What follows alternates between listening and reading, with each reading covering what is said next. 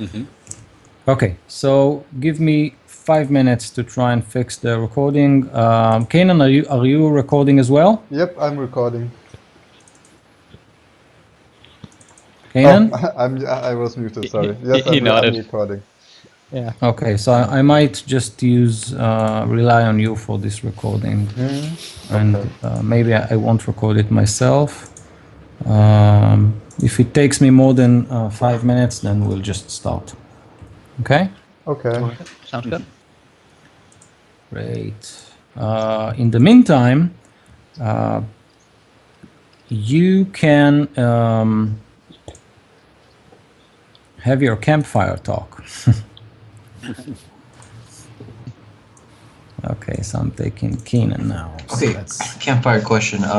My spell DC, is it calculated by the character sheet automatically when I cast spells? It should be. I think it's should. probably 13 at first level, I guess. I think mine might be. I think it's 14. No, it's 13. It's 8 plus the proficiency bonus, which is 2, and then plus spellcasting modifier, which is 3. Yeah, and for the spellcasters, I might need your prepared spells, but we'll do it in a second. Okay.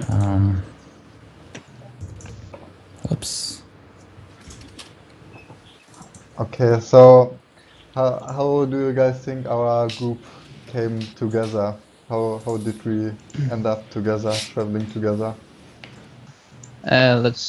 What was it? We are currently Mercenaries? for Caravan, I believe. Yep. Yeah. I've been working as a mercenary for a while now, traveling around, helping people in need. Oh, yeah, that's true. Yeah, so you can. Oops. Yeah. I actually started just recently. Yeah, you started recently being a mercenary, Adamine? Yeah. In fact, being a mercenary is something that is just like a side job. It's a side operation for me. I never intended to do this stuff. I'm really looking for more books. Yeah. Yes, but it can be dangerous traveling alone. Yes, well, danger. I reached a stage where danger is a necessity. Yes. These are dark times indeed. I guess that's the biggest reason that I joined this group, because I didn't want to travel alone, and because, as you said, that's kind of dangerous sometimes. Yeah. Enoch left the priesthood probably a couple years ago to find his brother Mouse, and found that we have a shared interest in helping the less fortunate and ridding the world of undead. So I can see it as a natural inclination towards mercenary work and travel. Also, Nalfine, is that how you say it? Nalfine, Martin? Yeah. That's We kind of have a bit in common in our background with some undead killing our loved ones. And so natural connection there for us to join up with you. Cool. And how does the brother thing work with an half orc and halfling? Is it related on the mother's side, father's side? Like, I don't want to pry or anything, but No. What was that movie and Arnold Schwarzenegger was in it? And with Danny DeVito? yeah. We're test tube babies. Yeah, that's it. No, we were both raised in the same orphanage, and then the orphanage was destroyed. Well, all the people in it were killed by shadows, and we went our separate ways. But so we call each other brothers, but just by shared heritage. Yeah. But you are you orphans in the sense that you don't know who your parents are, or is it some? Okay. Well, I don't know anything about my parents. I was dropped off at as a baby and raised until I was a teenager there. Yeah. You're younger than me, right? Yeah. So yeah, you're about 10 years younger than me. So, and I don't know. You explain you. Do you know your parents? No, I don't know my parents either. I got left with a small trinket though, so that's cool. What is the trinket? I don't know what it is. Oh, that there is actually a trinket list in the player's handbook. You can roll for it with a D100. You can roll for a trinket. Oh, sweet. Okay. Is it in the equipment section or? Yeah, I There it is. think it is. So yeah, you can end up with a smelly old sock. I think that's one of them. but there are some cool items on the list. So actually, Let's see if wait. I can find where it is. Yeah, we got it here. Okay, good. No, wait a minute. James, you said, right? Yeah. I prepared something for you. Let me just find it. Oh, so he's the first one to die. How nice of you. That's what I wanted. I have prepared something for you. Yes. Your trinket is a dagger. It's located in your spine. Let the Oh, experiment here it is. start. No, here it is. Come on, how many pages?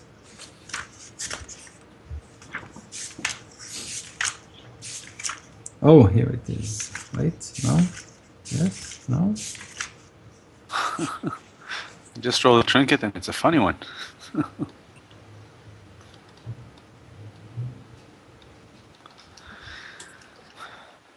see where I put it.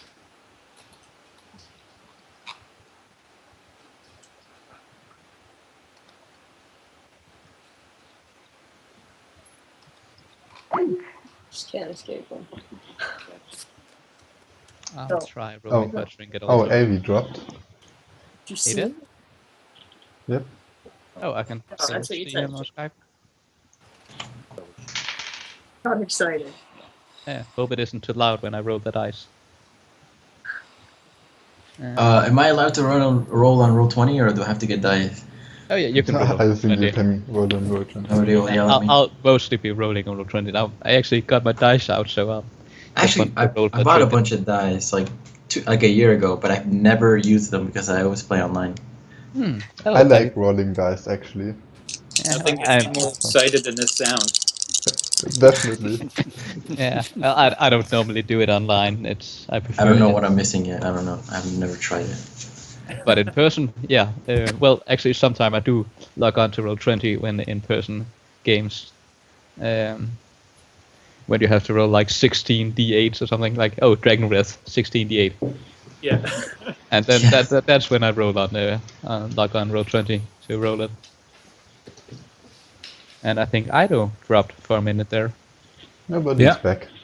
Yeah, but I'm Everything's back now. fine. Yeah.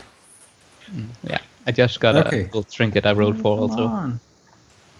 Uh, Yeah, so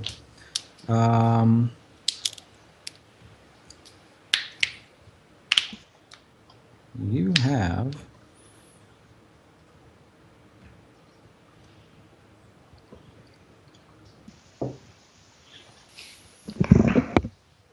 okay, James' character is Mouse.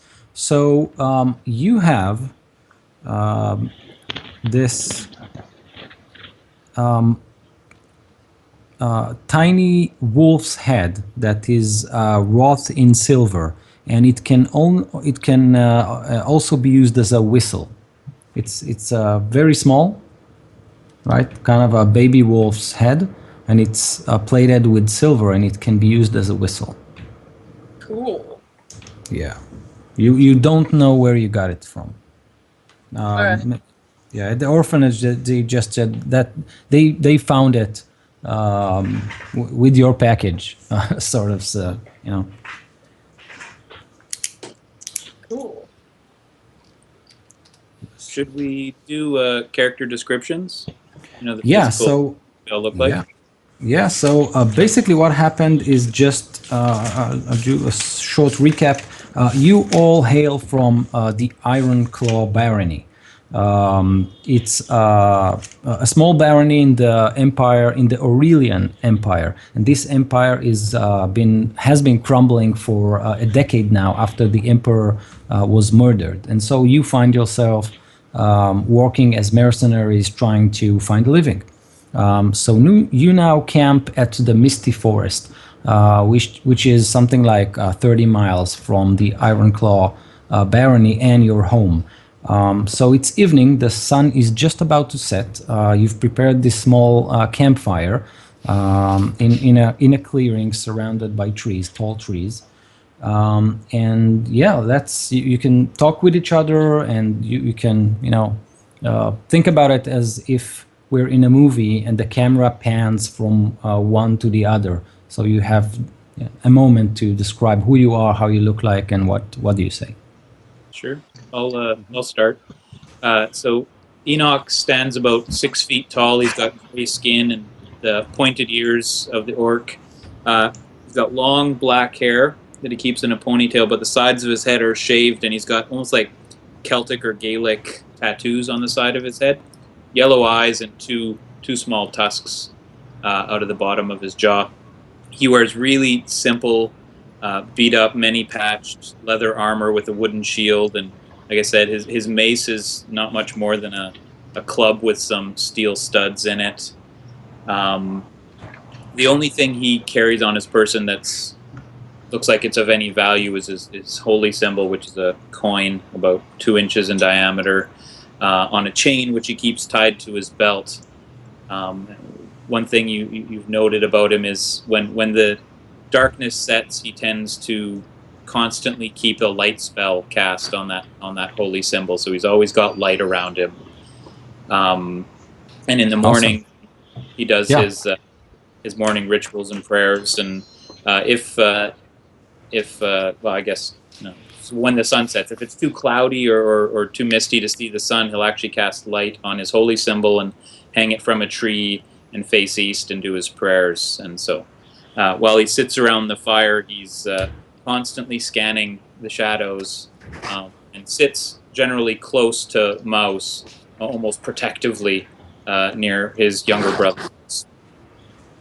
He speaks of his times in the priesthood and his learnings in the priesthood, and how the Balder, the god of light, is shining on the people that we're helping, and every chance he gets, he's helping someone do something. Like if he passes a farmer who's struggling with a horse, he'll help with the horse and things like that.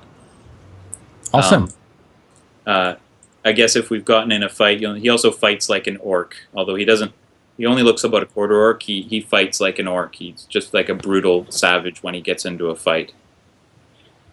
So great. And the camera pans to James.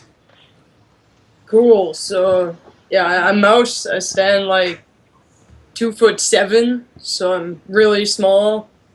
I got brown hair and blue eyes. I wear sort of like look a lot like a ninja.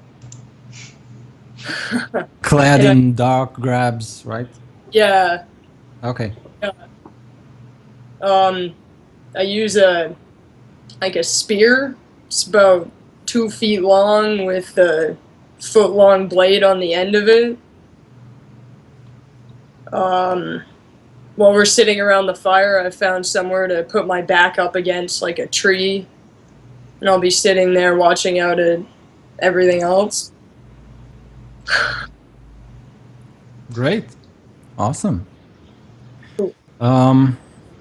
Anything else you want to add?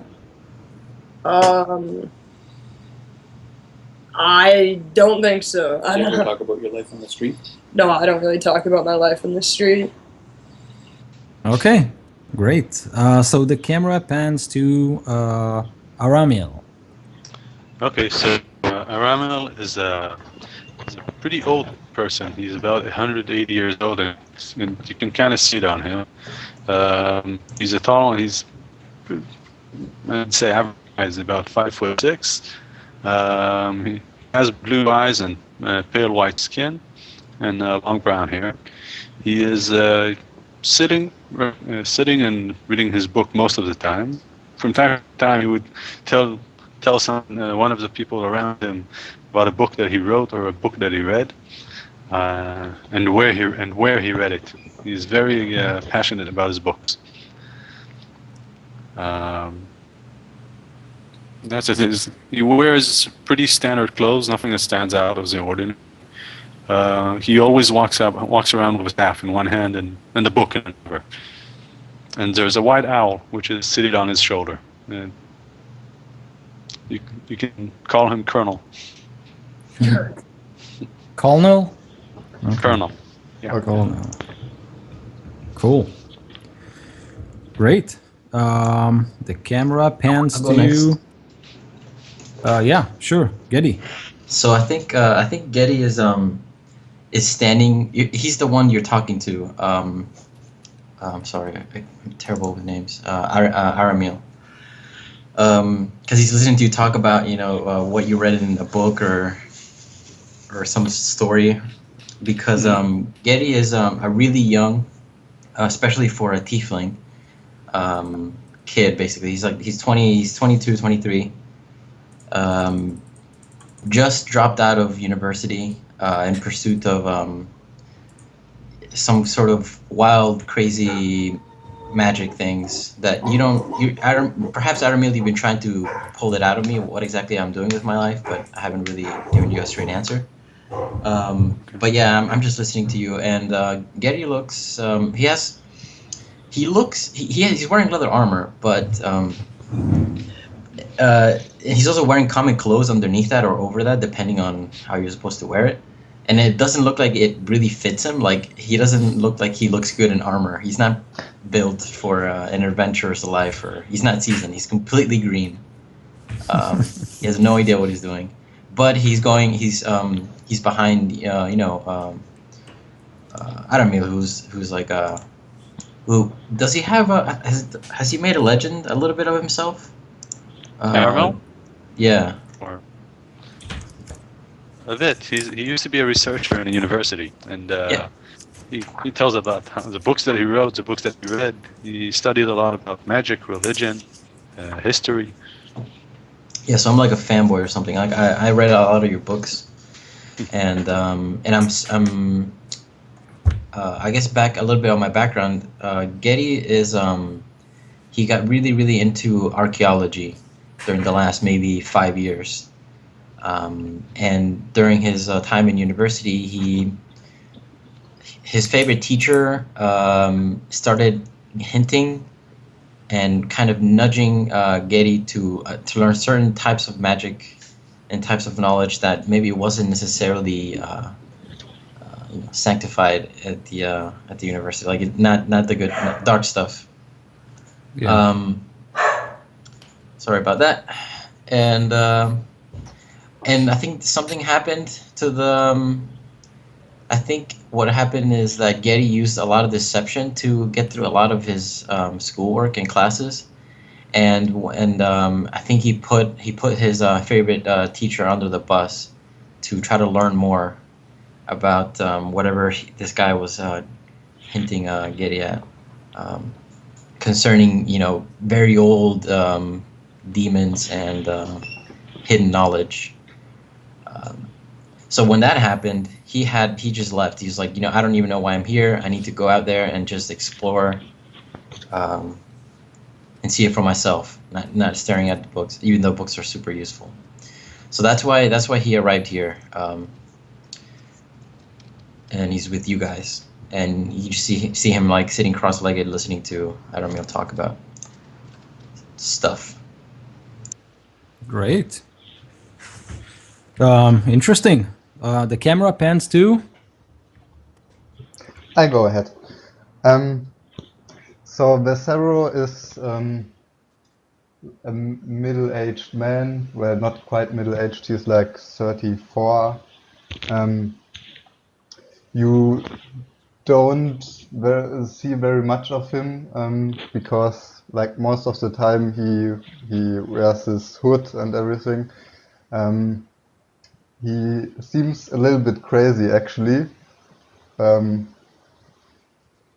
He's always talking about people following him, and well, none of you have ever seen any of these people. And while he's always on the lookout of people following him and other dangers, he doesn't seem very perceptive, and most of the time when something bad happens, he doesn't really see it coming, even though he's looking for it. But other than that, he seems like a nice guy. And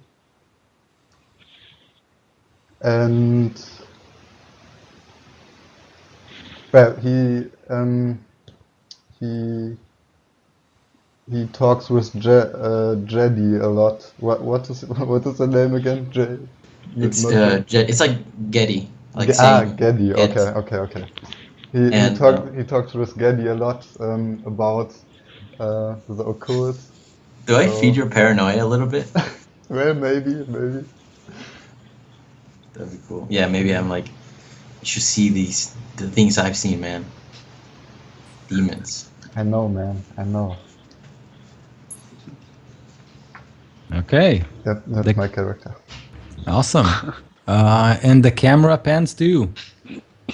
Yeah, Nelphine. Nelphine is a man in his early 30s.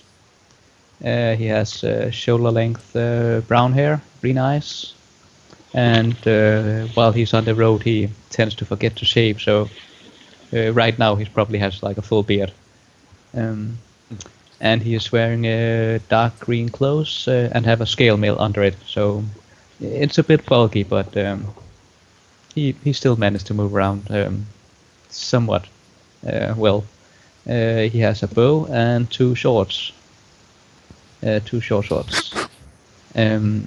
He doesn't really like big cities anymore. He has mentioned that he grew up in one and it didn't really suit him well.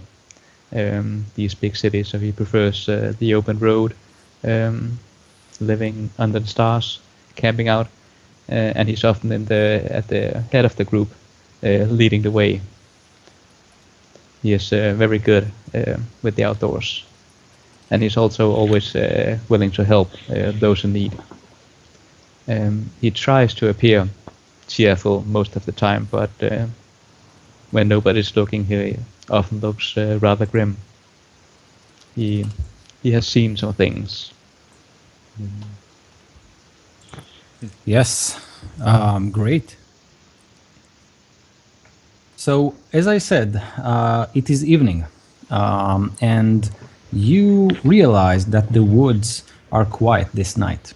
The air grows chill, and your fire sputters as low mist gathers around the edges of your camp, growing closer as the night wears on.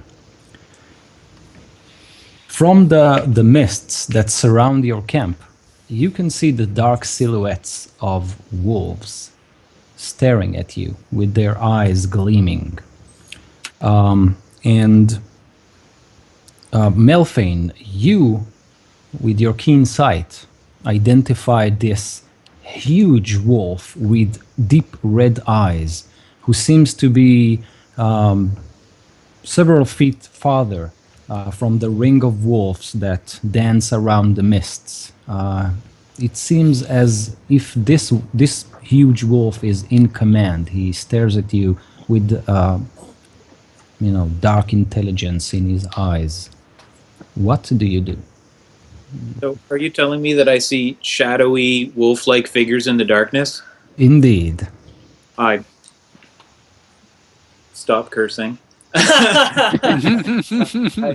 I stand up with an orcish curse, and I'm gonna cast light on a stone and throw it at the biggest one. Just not trying to hit it. Just I need some light out there, because if they're shadows in wolf form, I'm gonna lose my mind. Awesome. So you utter the name, the words of a spell, and you ignite that coin. The light is sort of absorbed in the mists, giving them a sickly glow. As you cast the coin, it actually falls quite near the wolf that you aimed for, the big one. For a moment, you get a glimpse of its body and face, and you can see huge fangs kind of jutting from his mouth. he looks at you, he looks at the coin, and then he takes 2 steps back to dissolve into the mists. And at this point, the wolf howl and approach the camp. What do you do? I'll step forward and just say to everybody, just stay calm, but be ready. And I would like to see if I can try to like scare these wolves away. Normally they don't attack anything that's stronger than them. So I'll try to Can I like help make them? myself appear stronger using animal handling. Yeah. Could I help him with and- thaumaturgy? Sure, go ahead. So I just rolled thaumaturgy, right? What exactly are you doing with the... Well, he can boost my voice. Yeah, I think can that boost is- his voice, make it more terrifying. Great, so Yeah, yeah, Morten, go ahead. I rolled a 20 for it, like already. Well, I'm that's gonna- a modified 20. Okay. So your voice is booming around the Yeah. forest. What do you say? And I have my blades out. You will find no weak prey here. Go lurk elsewhere. And growl a bit also, like trying to sound like a big scary wolf myself. So not so much like what I say, more like growling and snarling at them to try to get them to run away. Great. I'm- So yeah, I'm listening. Ready my shield and mace. And I'm gonna run and hide behind him. Okay. I'm gonna try to climb a tree. You are climbing a tree? I'm going to try to. Yeah. Okay. Yeah. And I, do that. I'll hide behind the tree that he's climbing. Okay. So I need. I'm looking at everybody just like move away from the bonfire, and I'm just like, what? No, I stay. need Aramil to roll an athletics check, and I need wait for it. Vaseru to roll his height check. Mouse. I'll roll a Mouse, stuff. mouse as well. Yeah. Yeah, I 'cause rolled a 13. he's a 13. lightfoot halfling, so he can hide behind us. Yeah. Yeah. That's fine. I rolled a 19 on the height check.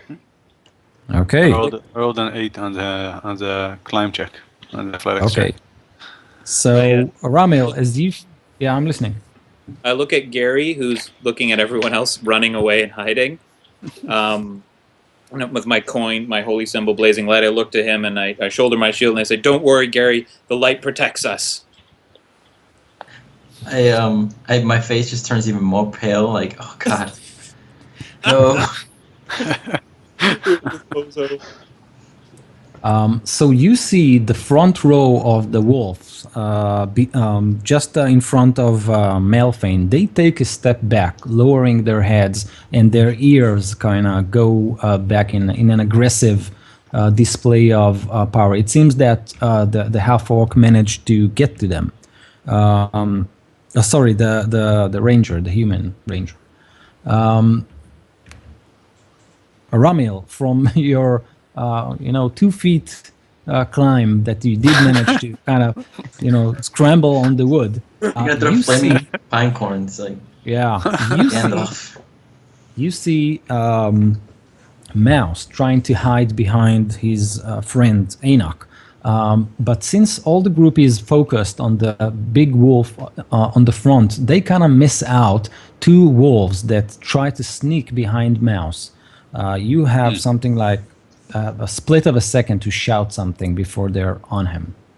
I shout to Mouse, "Mouse, behind you!" And with that, I need you all to roll initiative. 14. Okay, I got 22. 14. Oh, Wait. Wait, Um, what? Oh, so Kanan, 14. Avi, 22. yeah, Morten, 20.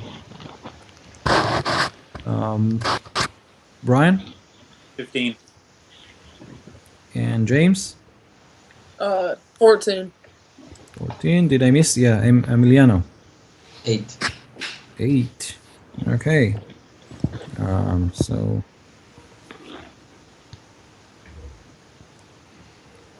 Okay. So we're talking about.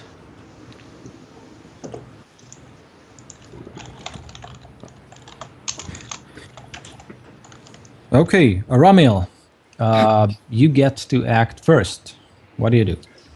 How far are the walls from me? The ones behind Mouse? Yeah, something like 20 feet. Cool. Okay, I'm going to cast Firebolt at one of them. Go for it. Okay. Okay, so it's five fire damage. What's your roll? How much did you roll for the attack? Or am I doing a save? No, it's the attack roll for it. Attack roll. This character didn't get it right. Just a minute.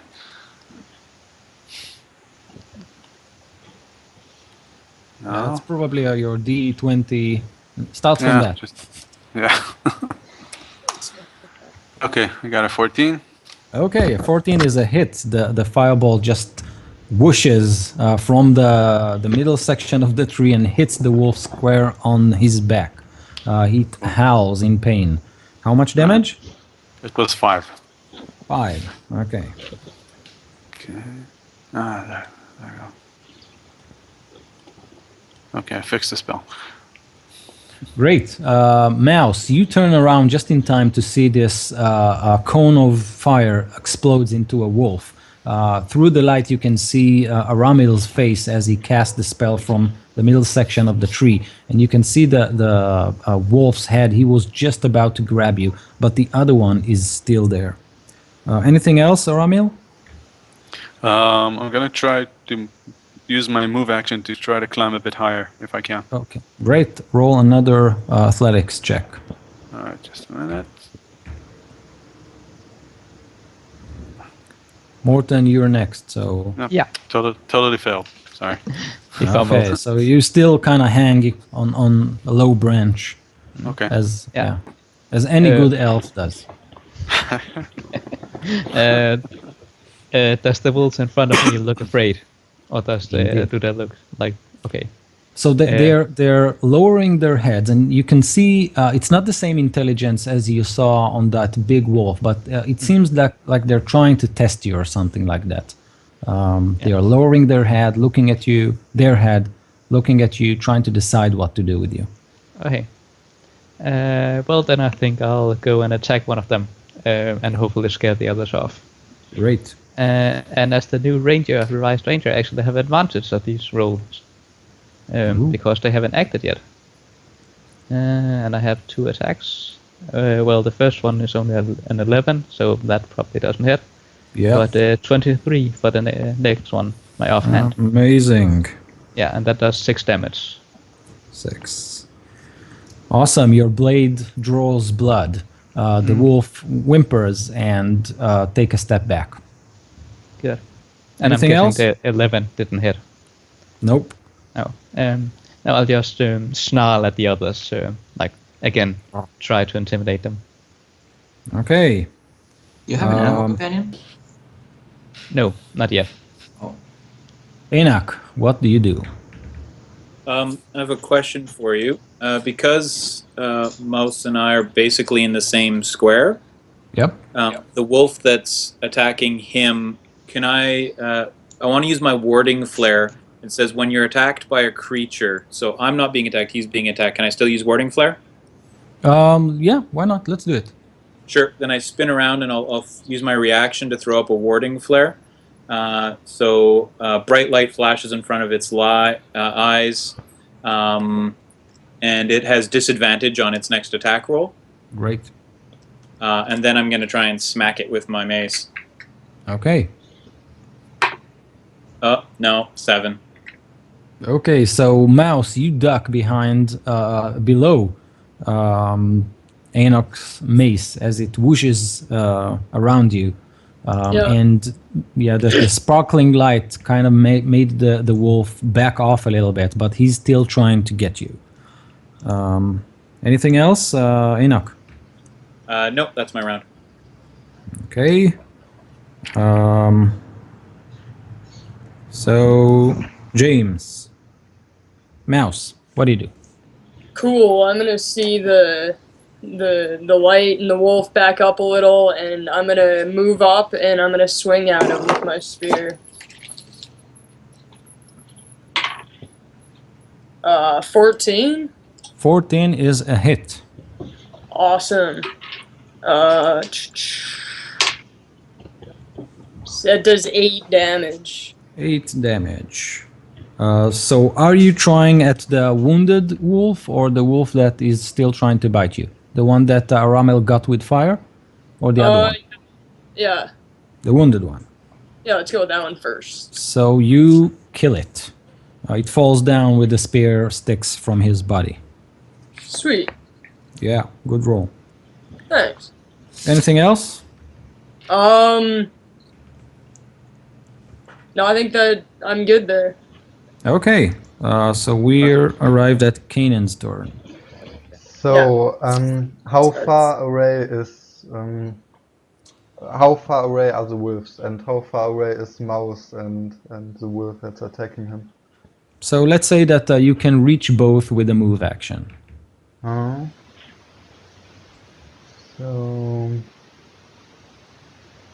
So it should be like 20 or 30 feet, right? Yes. I can throw a dagger 20 feet, I think. If I can throw a dagger, I want to throw a dagger at one of them. Yeah, dagger's 20. I throw a dagger then, and because it's because I'm throwing it out of hiding, I get advantage, right? Indeed. Okay. And if you hit it, it will be in trouble. And that's an 18 plus 5, that's 23. Yes. Dice. Sounds like a hit. The other one was the 1, so that's one. And that's D4 and a D6 for the sneak attack. So that's 7 damage. So you're firing at the wolf that is in front of Mouse? Yes, the one that's Okay. attacking him. How many damage total? 7. 7. Okay. It whimpers, but it's still on his 4 feet. Okay. And I'll stay where I am. I maybe next turn I try to hide again behind the tree. Okay. Emiliano, just before just before Getty reacts, 7 wolf charge from the circle around you. 2 of them are trying to grab Mouse. Mouse, what's your AC? I know it. I wrote it down. That's 15. Okay. So the first one. Wait a minute. Okay. So because the wolves, they charge in a pack. Okay, they work in pairs. So they get an advantage on their rolls because this is what they do. And to your ranger, to Melfane, you think that someone is actually coordinating their attacks. They attack as if they are highly intelligent, and you know that wolves aren't most of the time. So Mouse, I need you to make a strength or dexterity check because 2 of the wolf managed to grab you and they try to pull you into the darkness. Like a saving throw? No, Just a check? Okay. just a check. Dex is 3. 16? 16. You're on the ground, and 2 wolves, they manage to pull you something like 10 feet into the mist. You can still see the campfire and your friend, their horrified faces look at you, but you're just on the outskirts of the camp. 2 wolves charge at Melfane. Wait a minute. Amazing. Only one of them managed to nick you on your leg for 7 damage. It Yeah, it kind of latched you on with his bite, but you managed to wiggle free. So you're wounded, but the wolf didn't get you. The other wolf, you managed to slip away from his attack. And we have two wolves trying to climb Aramil's tree. They are kind of lying their paws on the bark of the tree and scratch it. You can see their mouths open and close just below you, Aramil. Okay. And this is it. We are at Emiliano's turn. Are there any ferocious wolves like about to attack me, or or they still have some distance before they get to me? No, so you see two grabbing mouse. Yeah. There are two in front of the ranger, and another two on the wizard's tree. Okay. I would try to one of the ones that is chasing, that's taking mouse away. Yep. I face it. I take a deep breath, and my composure kind of just calms for just a moment as I use what is the spell? I use Dissonant Whispers. Great. 5 minutes or even less. 1 minute, and I'm back. Sorry. All right. All right.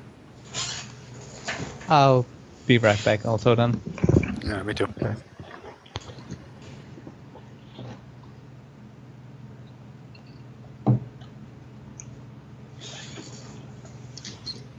I like how Ido DMs games. What about it?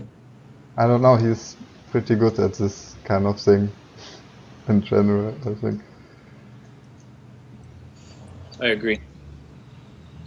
Played with lots of DMs before.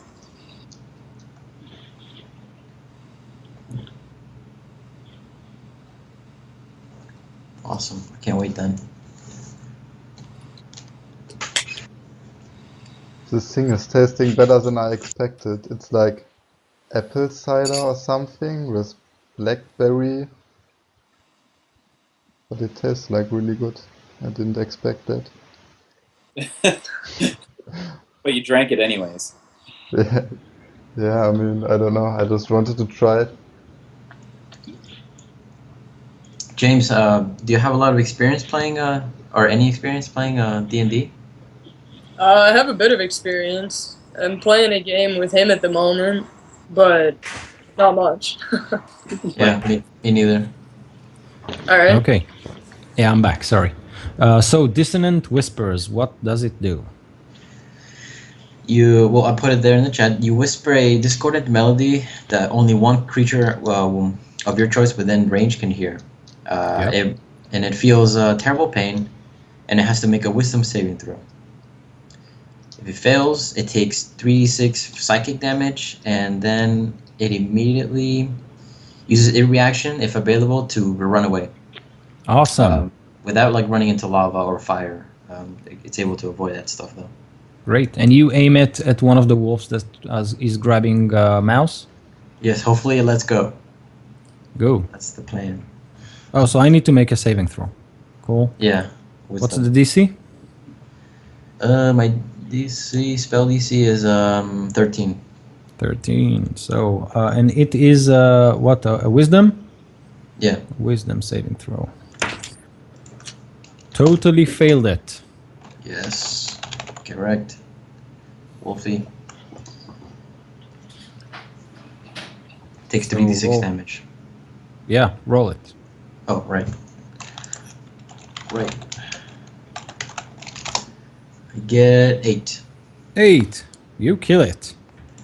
Its So brains mouse. explode. Yeah, mouse, you hear one of the wolf whimpers, leaving you and trying to bury his head in the sand, scratching his ears, and then he twitches and lays still. The other wolves start to howl. So one of your legs is free. Sweet. Yeah. So, Aramil, 2 wolves are They're attacking me. trying to Okay. reach you. All right. I'm going to try to. Alright, I'm going to try my move again and try to climb up a bit higher again. Let's see if I can get that. Ah, nope, I can't. You can't. Okay. Nope, I'm still stuck. You're still Okay, stuck. and You yeah, can and feel use their breath. Okay, I'm going to cast a firebolt again at one of them. Just a minute. Does this spell ignites flammable objects? Yeah, if they're not worn. Okay, so you might ignite the tree. I'm just saying. I'm right next to the tree, by the way, so...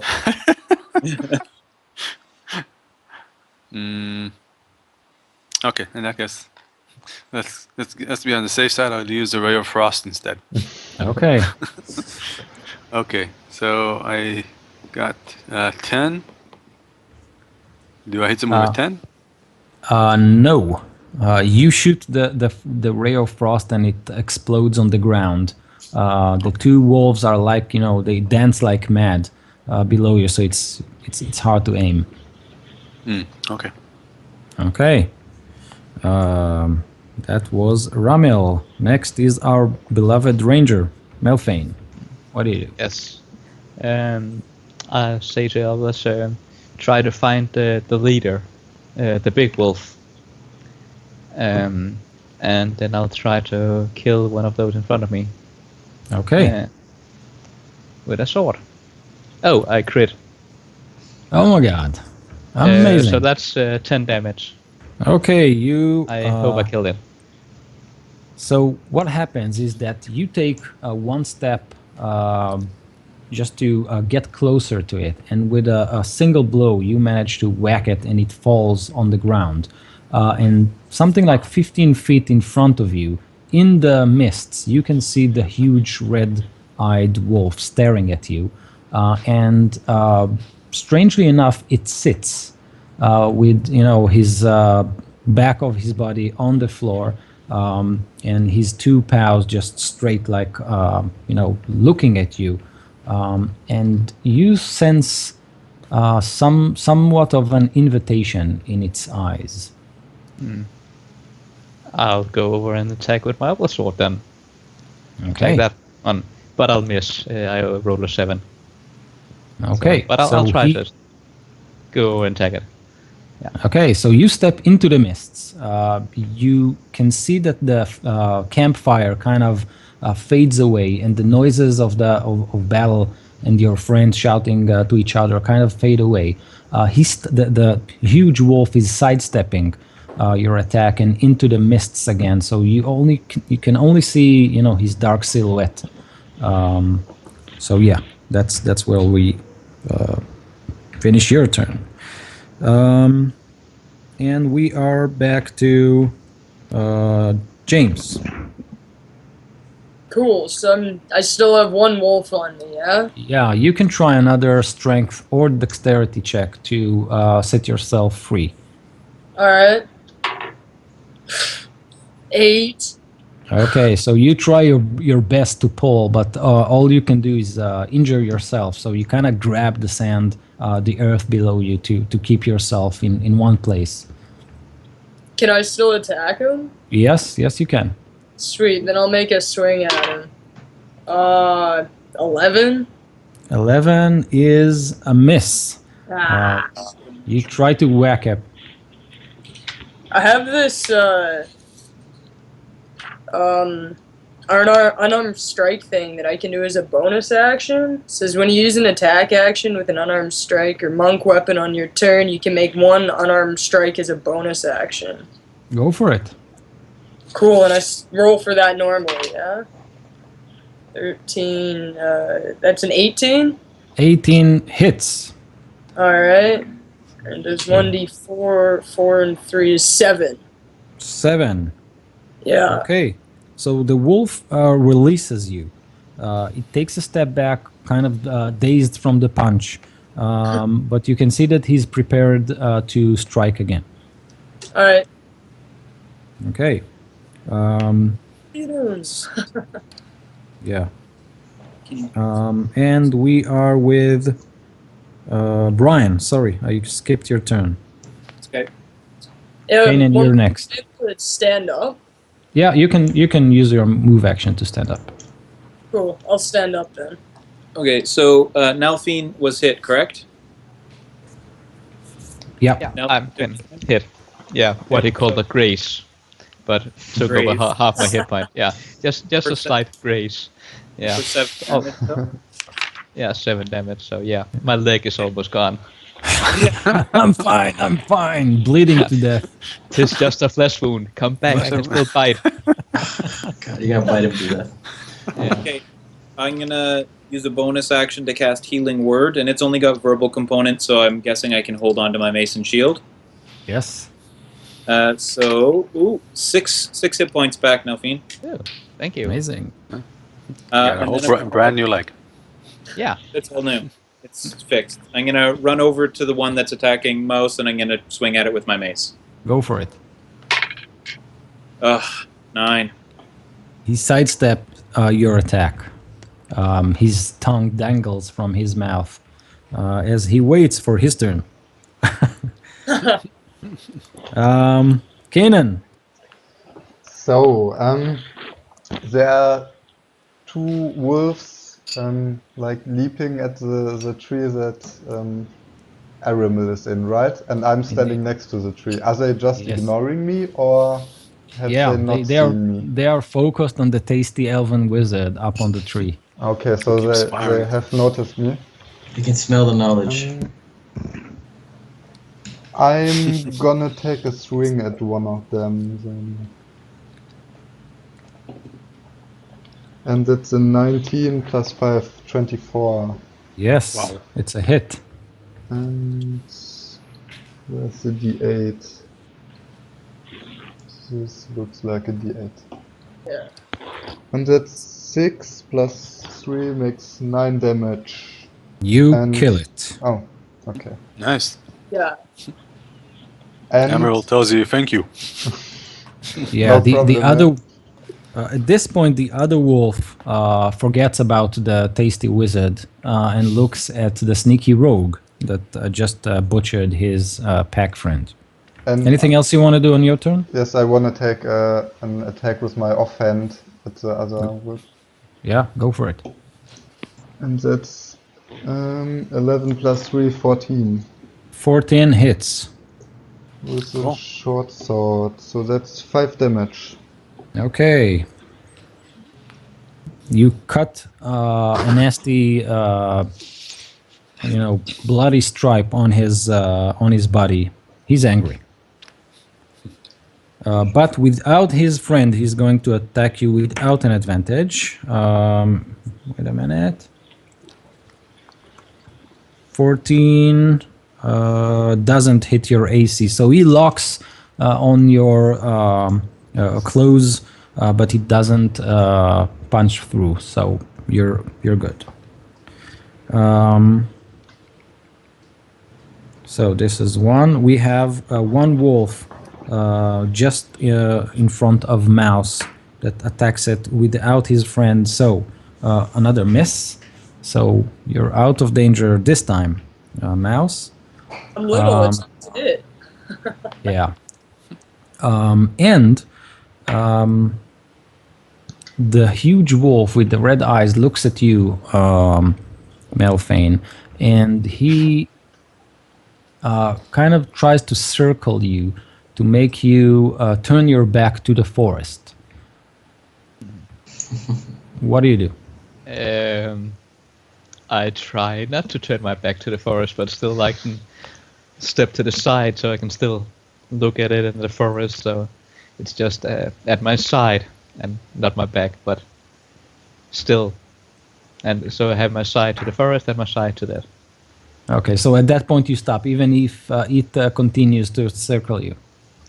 Yeah, well, maybe I'll do a quick turn if it actually circles me around, but trying to Okay. at least not keep my back to the forest like it wants. No, that's fine. to. That's fine. I needed to make so you kind of Jedi focus on one side as he moves behind you, and I need you to make a dexterity check to see if you manage to turn in time to counter his attack.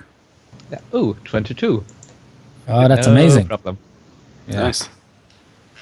So he lunges at you, and you manage to just, sidestep as he lands on the floor. And at that point, the wolf howls. You can see that all other wolves stop their attacks. They just stare at you. And at this point, the fog grows thicker to engulf each and every one of you. The wolves vanish. All you can see are the two deep red eyes of this huge wolf, and then those eyes disappear too.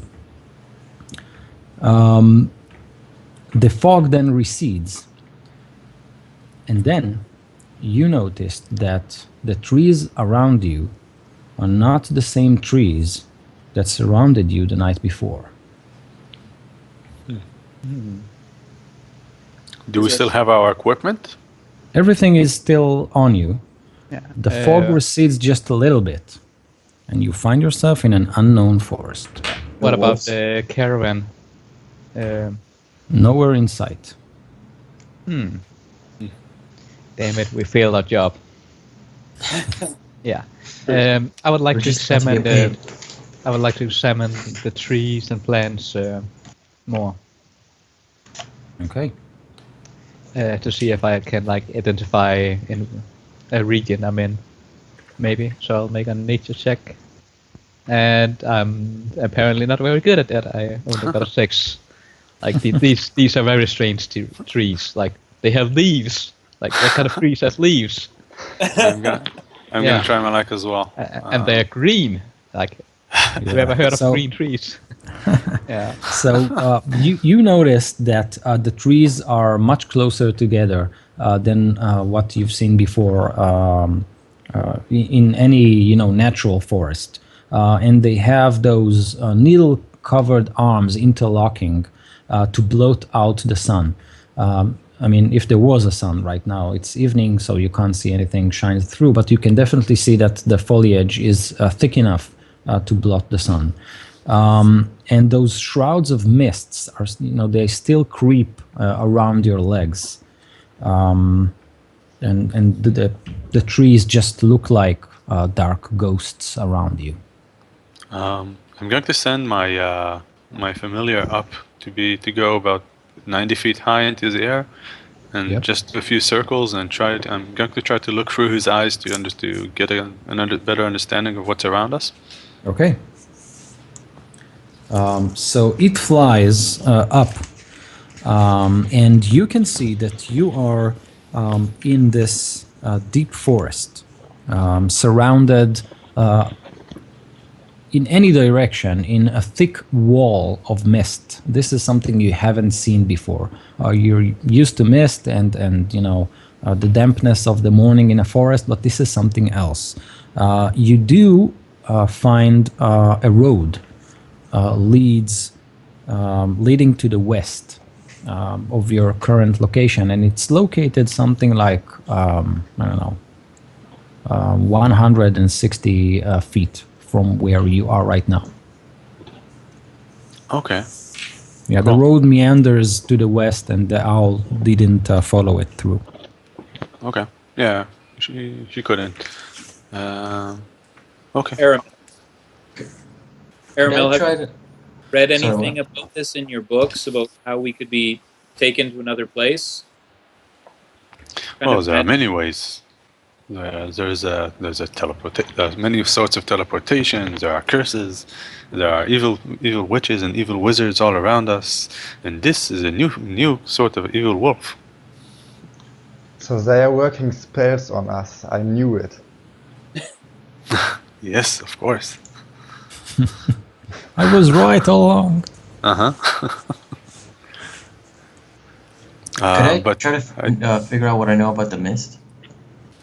Yeah, you can definitely do an Arcana check or a nature survival check if you want. Okay, I got a 20 for Arcana.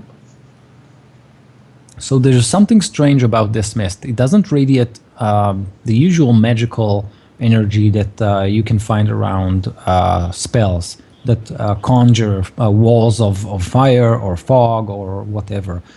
Something sinister seems to be controlling this mist, and you have a feeling that wandering into it might be deadly. Is the direction to the road, is it going into the mists or going away from the mists? No, as you look in this direction, as your owl returns to you, you can see that the mist parts way, kind of let you go in the direction of the road. Yeah, let's go where the deadly mist wants us to go. Sounds like a good idea. Yeah, we're being summoned. I don't even see the sarcasm. I'm like, yeah, what do you think it could be? So interesting. I'm gonna kneel down. I'm gonna start collecting rocks and casting light on them so that I can distribute them so everyone's got some light. Okay. Well, It only lasts 2 minutes. can't you only have one light going at a time? Yeah. Isn't it concentration like every other spell is in this version? Yes, No, we listen to Morten. Oh, I'm Everything. no way an expert, but I think like you can only have one light drop at a time. Okay, I'll cast light on my staff Oh, as yeah. well. The spell ends if you cast it again or dismiss it, but it lasts an hour and there's no concentration. So I'll just Oh yeah. keep it on my belt. Awesome. I'll put it on my staff as well. I have light as well. Okay. Yeah, I would prefer not being guided somewhere, but staying here seems like a bad idea too. Yeah. So after a few feet of walking in the dark, you arrive the road, and as I said, it meanders to the west. To the east, you can see this huge misty wall that doesn't allow you to proceed anywhere or anymore in that direction. As you start to walk west, you can see black pools of water that stands like dark mirrors in and around the muddy roadway. Giant trees loom on both sides of the road, their branches clawing at the mist. The forest is dead silent. You take this road for 5 hours. And at that point, you can see that the sun is gone. You expected it to rise at that point, but all you can see above you is the canopy of the trees and this sickly white light, ambient light that rises through or fills the sky, but you don't see the sun. So we haven't had a chance to rest then, have we, yet? Correct. But it would be morning time, so I'm going... Enoch looks visibly shaken and upset. I'm going to cast around my gaze, trying to find east. I'll look at Nelphine and say, "Is there no light in this cursed country? Which way is east?" And I'm not quite sure. I'm going through my do have backwards. a good sense of direction normally, but I've been kind of turned around by this strange place. I'm going to do another Arcana check as well about the source of the light. What could be the source of this light? go for it. Or what So could be you- blocking the sun? No, that's fine. You walk slightly forward on the road to get your bearing as you try to sense your surrounding and make your check. I got a 12. Okay. Could I make a survival check to see which way is north? Yes, Or yes, like you can. sense direction? Okay. I'll do that then. 14. With a 14, yes, you do get a sense of direction. You can see that this ambient light is indeed concentrated in one area of the sky.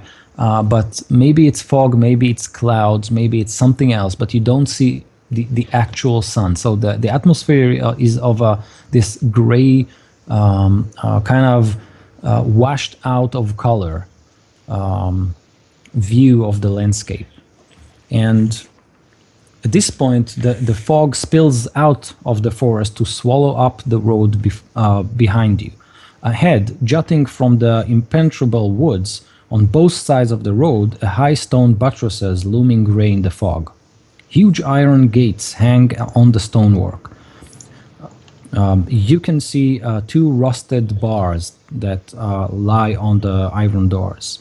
Two headless statues of armed guardians flank the gate, their heads now lying among the weeds at their feet. They greet you with only silence. And as you see that, as the fog parts from this gate, you can see the gates open before you. Bum, bum.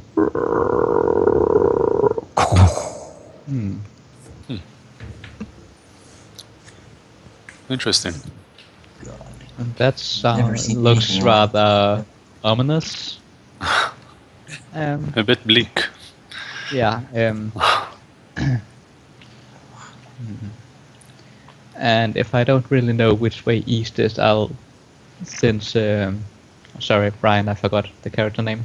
Enoch. Enoch, yeah. He seems like to really need to pray at this hour. So I'll make an estimated guess and say east is that way. And like with complete confidence, that is east. Okay. Since I know he has his morning prayers he needs to do. I thank him, and I'll walk off a little bit and kneel down to do my prayers. I'm not even going to question it at this point. I'm just going to do it. I assume it only takes a few minutes, but Ooh, that's huge. that's a lot bigger than I thought in my head. That's awesome. Yeah. You know what? I think I like to try to figure out that architecture, the statues, maybe something. Try to get a glint of history from. Figure out where it's from. Go for it. Where's my character sheet? Here it is. 10.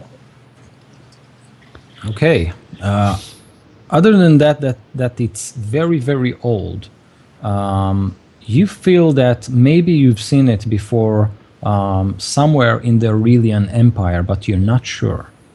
In any case, it's very, very old. This place Can I is try as old. well? Yes, you can. Never mind. Like, this place is old, and you're like, yeah, it's old as balls, man. It's really old. Yeah.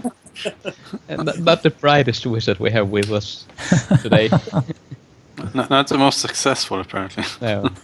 Can't climb trees, don't really even know anything. Like, well, you said you were new at this, so yeah. Yeah. Behind you, the misty wall closes the path behind you. In front of you, behind the gates, you can see the road meanders to the east again. Sorry, to the west. So we know that's west. Okay. Yeah. You lied to him. Yeah.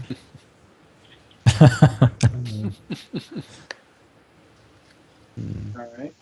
When I finish my prayers, I'm gonna load my crossbow and keep it in front of me, keep it in my hands, and unless anyone else objects, I think we need to go through that gate.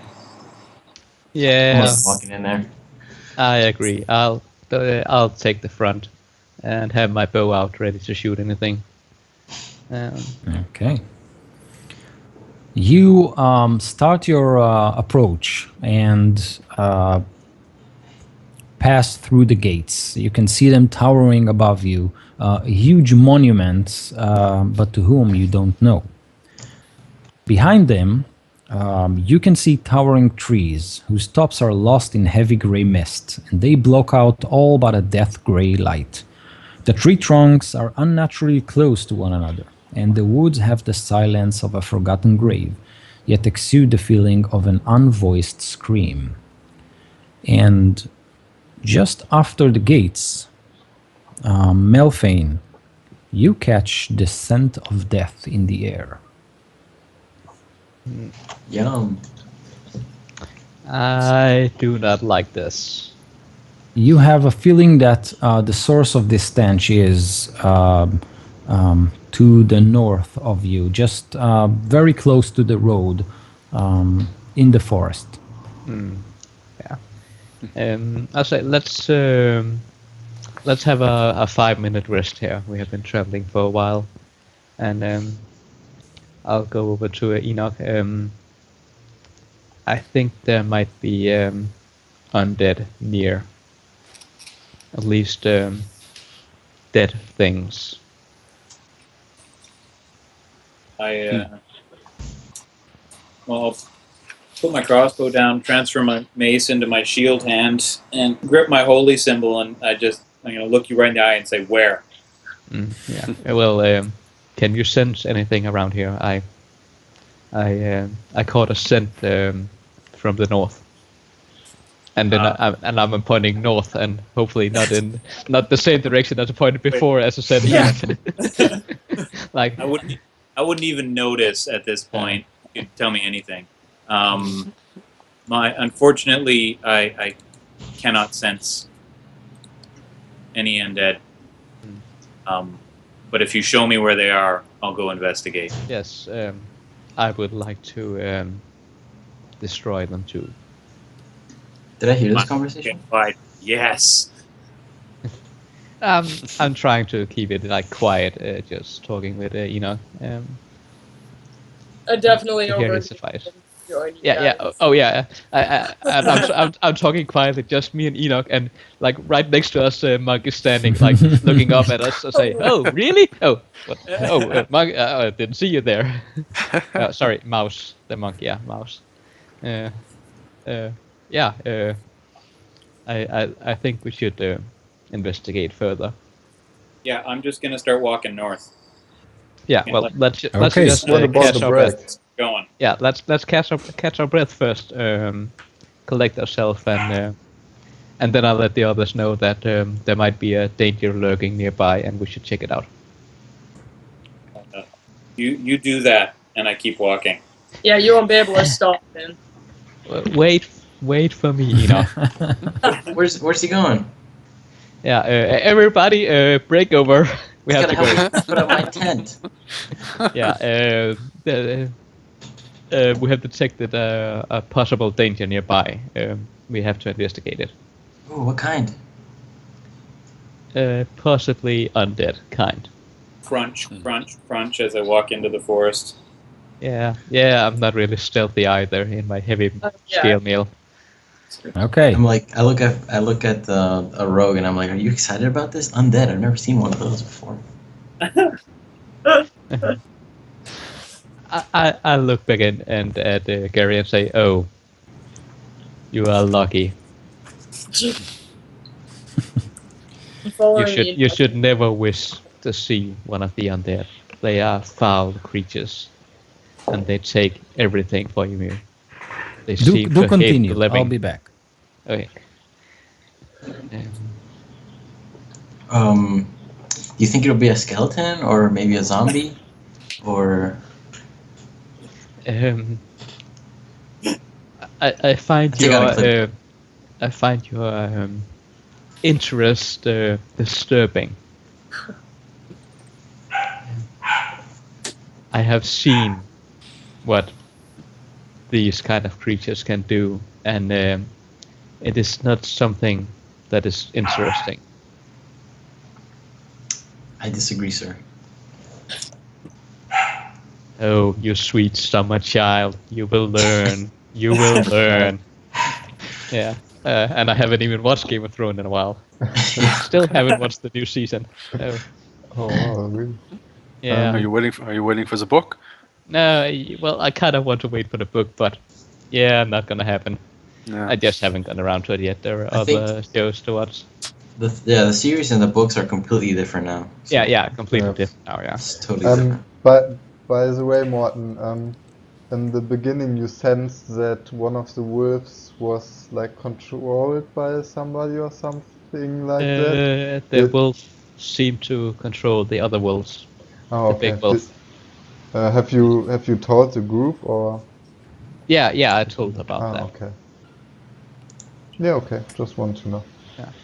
Okay, so you've decided to go and investigate the stench. Yes. Okay. Yeah. Yeah, that's a nice way of putting it. Yeah. I'm And, investigating. yeah, and I'll catch up to Enoch so I can be in the front with him. Okay. The false scent leads you to a human corpse, half buried in the underbrush, about 15 feet from the road. The young man appears to be a commoner. His muddy clothes are torn and raked with claw marks. Crows have been at the body, which is surrounded by the paw prints. This man has obviously been dead for several days. He holds a crumpled envelope in his hand. So I assume I'm the first one there. Indeed. So I'll nudge him with my foot, and in my critical, highly academic inspection of his body. I rolled a 6 on my medicine check. Is he dead? You have doubts. Yeah. So I suspect he may be undead. You don't think so. You poke it, and it stays down. Okay. Then Oh, I'm gonna, this rotting flesh might still be alive. Yeah. Yeah. I'm gonna turn around and shout to the party, "There's no undead!" And I'm just gonna step back and wait for them to come and investigate. Let's take Well, a look at the envelope. Are you sure about that?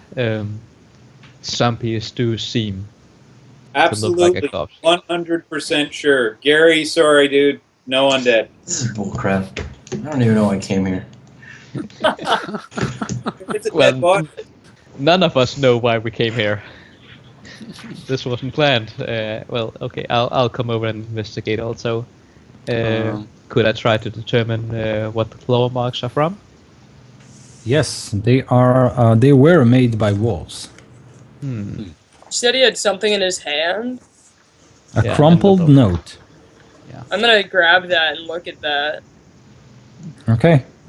It's worn and flimsy, and you can see that it's actually an envelope. And it has this, how do you call it? The stamp? Seal. The seal. Yeah. It has a lot of the letter K written in an archaic form on it. It's not It broken? hasn't been broken, yeah. Oh. When you say archaic, is it like a language that we can't no one can understand? No, you can, but it's a very old way of putting that letter in print. Okay. I think I'm gonna open this. Is anyone inside? I'm gonna open that and see what's on the inside. Do you want to investigate Go it ahead. maybe for magic? If it's magical or in any way? I can't. If one of you guys can. Yeah, I can. Just make sure that there's no trap on this. Good thinking, Master. Explosive ruin. Yeah. Yeah. I prepared explosive ruin today. Oh, really? How interesting. Okay, I'm going to cast. That's There's no way to discern if it's magical without detect magic, right? I mean, an arcana won't help here. Right. Okay, I'm going to cast. I think I'm. Unless anybody minds, I'm going to cast detect magic on this. Go ahead. Okay. Okay. As Aramil casts his spell, you can hear a wolf howls in the distance. Aramil, the parchment or the envelope isn't magical. Is there anything else magical around us? No, I sense not that you see. Okay. Alright, I'm opening the letter. Only Nalfine's beard, which is mystical. For sure. I gotta study that beard at some point. Yeah. Do some Well- experiments on it. Totally. While they're investigating, I'm just going to walk the perimeter, watching outward, keeping an eye out. I'm pacing like I'm agitated. Okay. You open the letter, and it's written in a very delicate, archaic form of the language you are familiar with, and it reads as follows: "Hail thee of might and valor! I, the burgomaster of Barovia, send you honor with despair. My adopted daughter, the fair Irina Koliana, has been these past nights beaten by a vampire. For over 400 years, this creature has drained the lifeblood of my people. Now, my dear Arena languishes and dies from an unholy wound caused by this vile beast. He has become too powerful to conquer. So I say to you, give us up for dead and encircle this land with the symbols of good. Let holy men call upon their power that the devil may be contained within the walls of weeping Barovia. Leave our sorrows to our graves and save the world from this evil fate of ours. There is much wealth entrapped in this community. Return for your reward after we are all departed for a better life. And it is signed Kolyan Indirovich, Burgomaster. And are you reading the letter out loud? I'm examining the corpse to see if there's anything more on him. Any signs of like where we are. If there should be anything symbols on him. You investigate the corpse a little bit in a greater detail, and you find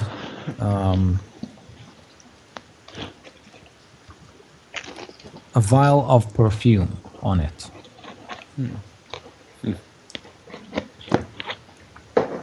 I'll take that. And- I'll just quickly smell it, like if to see if it's. I roll for a token, and I have an empty vial that when I open it smells of perfume.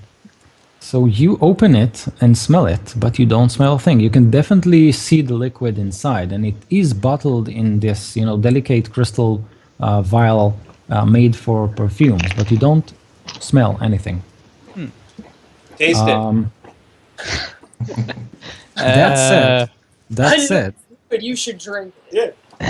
That said, Getty, you suddenly, as Melfane opens the vial, you can suddenly smell the scents of spice and cinnamon all around him.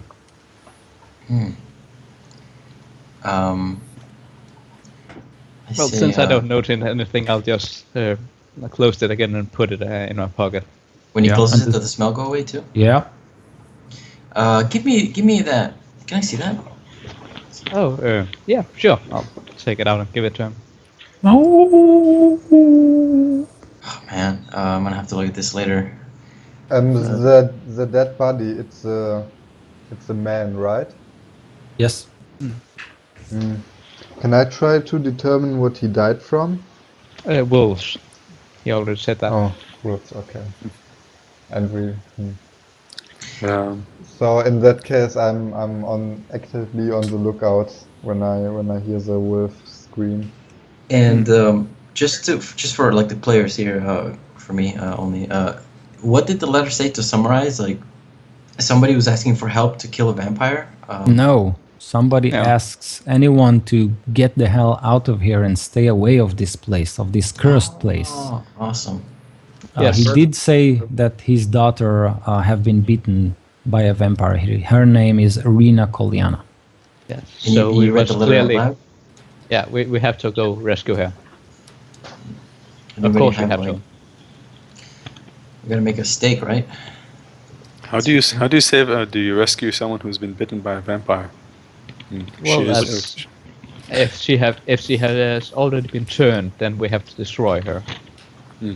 But if she can still be saved, then we must go rescue her. okay. Can I make a history or religion check to try and, now that we're talking about vampires and we've got all these wolves around us, I'm trying to connect the dots there. Yes. So history or religion, or I think it's just a pure intelligence roll to know things about creatures. Normally. unless there's and some I- historical vampire that I could be remembering. Yeah, I Just would for- like to. Yeah, I would like to check my lore of vampires also. Okay. Are you doing it still at the forest, or are you continuing on the road? Still at the corpse, I think. Yeah. Okay. I only got a 9. I rolled with advantage and got a 13. Okay. Must be good. So you consult among yourselves, and you do kind of comparing your notes. Everyone knows that a vampire is a very, very dangerous creature, almost with almost godly powers.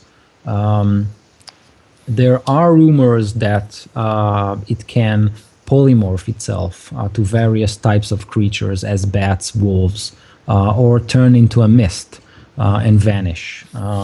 Some say that just one look of his eyes can charm a person and dominate him. And they usually are attributed with very powerful regeneration abilities. That said, they can be killed. You heard rumors about running waters, stakes through the heart, and garlic, but you're not sure if they are just that, rumors, or actual ways of killing the creature. And of course, if you are bitten by a vampire, there is a chance that you will turn into one sooner or later. Okay. So, can someone make a? I'm not good with this kind of thing. I've never heard of this place, Barovia, that's mentioned in the letter. Where is that in the Aurelian Empire? Okay, I'll try. Is that a history check? Yeah.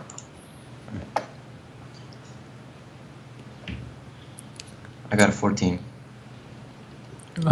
You are pretty sure that Barovia isn't part of the Aurelian Empire. And Barovia is the place we're supposed to be in right now? The mention was the land of Barovia, but there is probably a place called Barovia, as in a village or town or castle. You don't know. Okay. Well, this Barovia place is not. It's not in the Aurelian Empire. Where is it then? I don't know. I just know it's under there. How is this possible, Aramil? Aramil rolled an 8, so he really doesn't know. He scratches his head. Well, even So harder shaking now. up, Irma. Well, Those he still wolves. he already mentioned about teleport and other weird things. So Right. we are no longer in Kansas. Yeah. Where's this Kansas you speak of? Yeah, I don't know. It was some weird phrase that just came into my head. So, are you guys excited? Vampire. I didn't think they were real. Oh, they're real. You should probably head west. That's where the road leads, right? I wonder if he Yes. has a library. I bet he does. I wonder if he's taking apprentices. In that direction. Then let's go. Yes, I'm not so was a certain joke, of this guys. company Come on. anymore. Yeah, There's yeah. no vampires. Okay, Um, well, Gary, just walk in front of me, please. While I have my bow out here. I'm just Yeah. kidding. Just kidding. Nelphine, before we go, can you help me bury this corpse? Give it the Of proper course, respect it's due.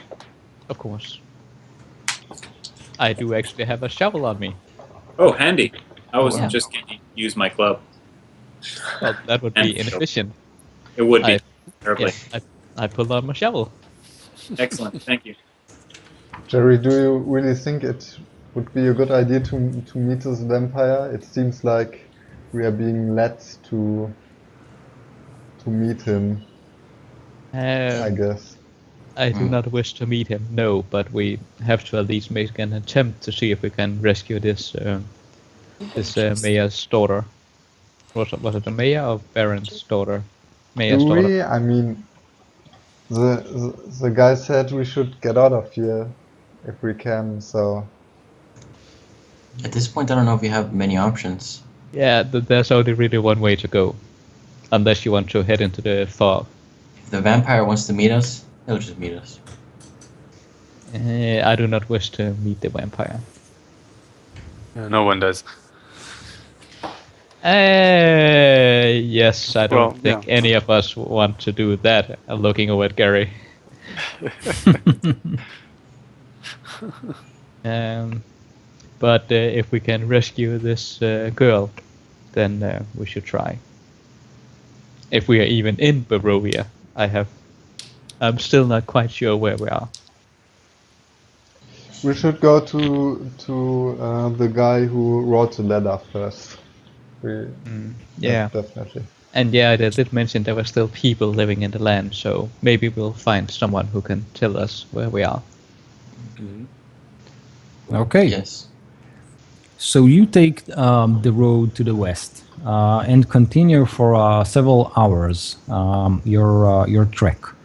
And indeed, the forest is then left behind you with its walls of mists covering the area, and you enter this small valley, still shrouded with mists, and the sickly gray light above you doesn't help to outline the land before you. All you can see are tall shapes that loom out of the dense fog that surrounds everything.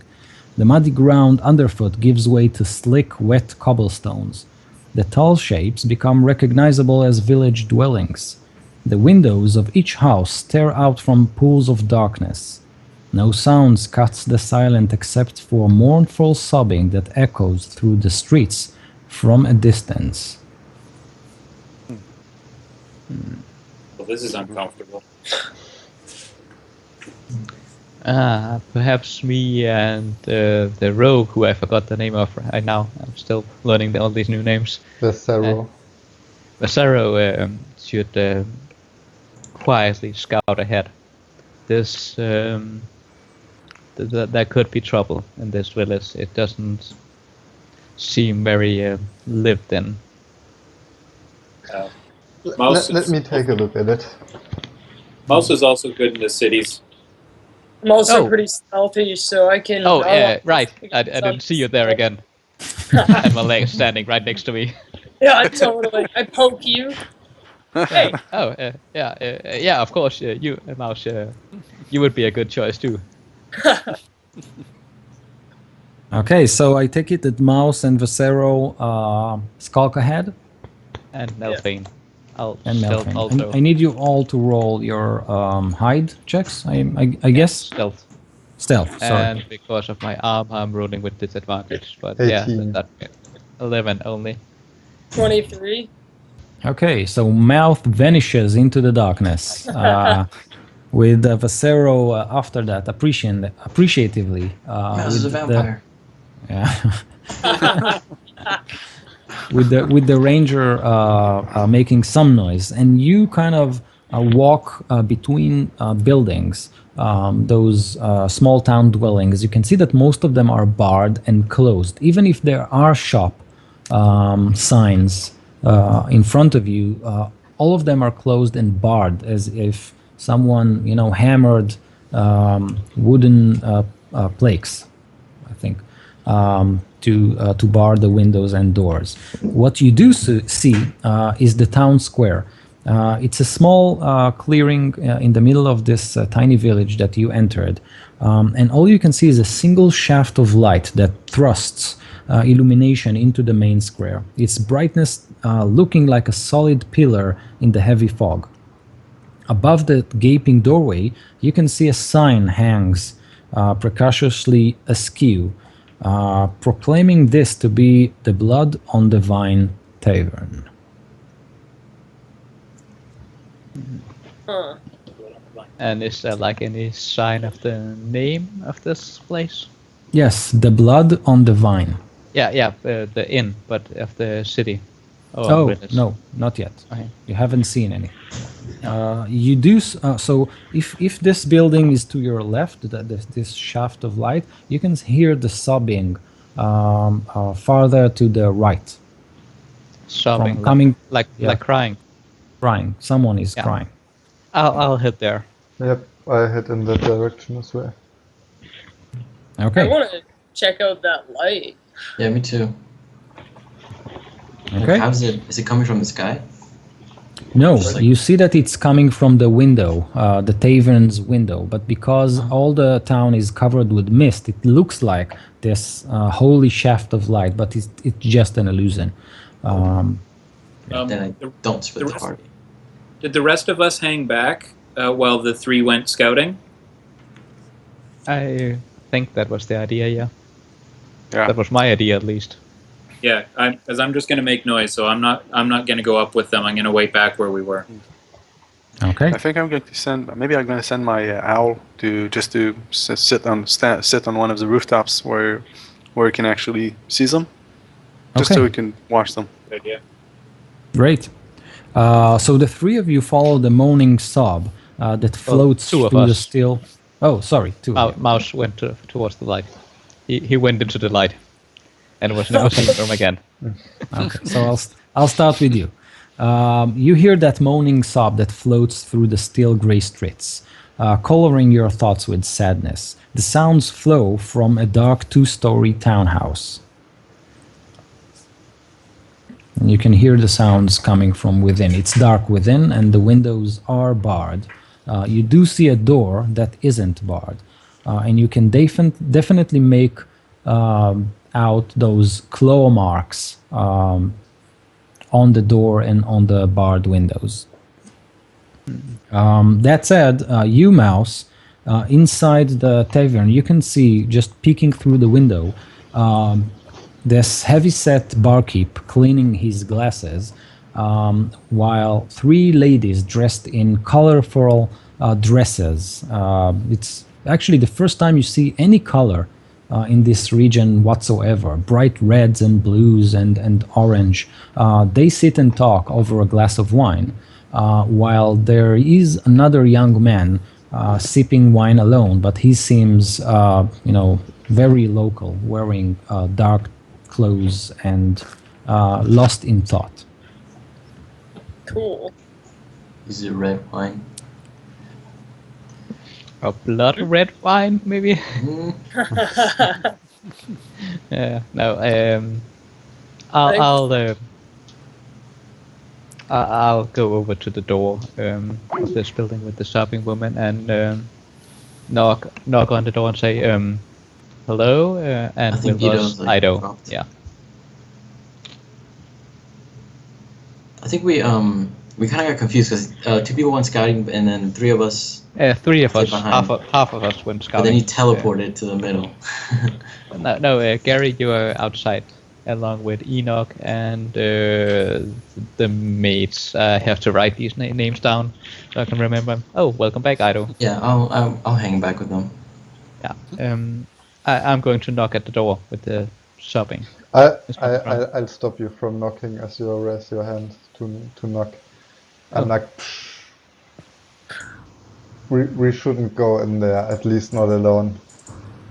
But someone might need help, like immediate help. This doesn't sound like someone needing immediate help. There's no one screaming. It's just someone sad. You can make out. You think it's an old woman that weeps inside the house.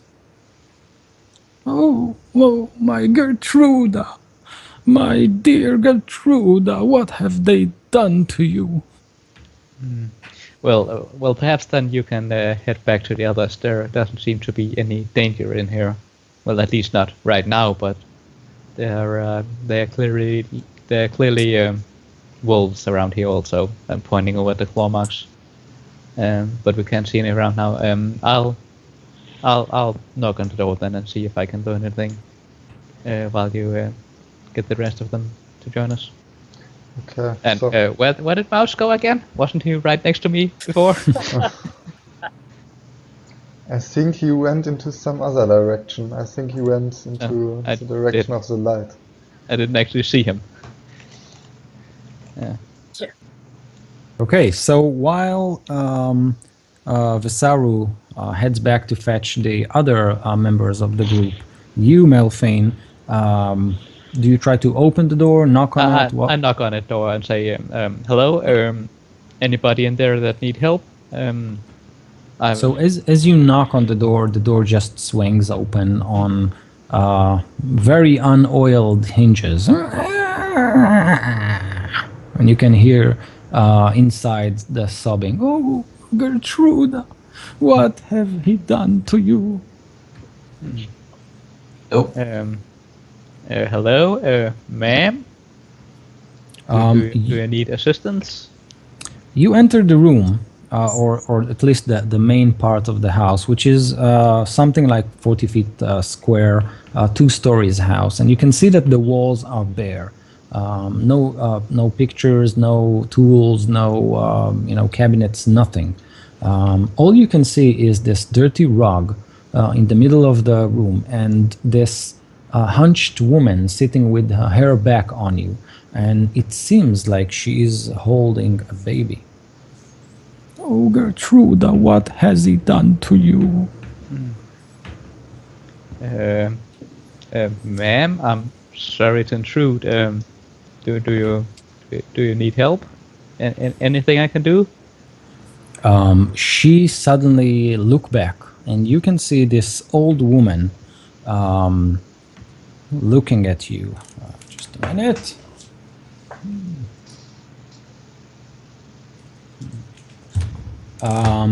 And her bloodshot eyes stare at you, and it seems like she doesn't even know where she is. All she's doing is clutching this small package in her arms, and it looks like a baby. My Gertruda. What happened here? I'm from far away. I'm not sure how I got here. Is there anything I can do to help you? You can't do anything. The devil was here. He did this to her, my beloved Gertruda. I did my best to protect her, but I failed. Can I look closer at the baby So- or see if so- there's anything I can do? It's a doll, Oh, and it's got one eye and this strange leer. It looks mangled, but it's wrapped with, cloth.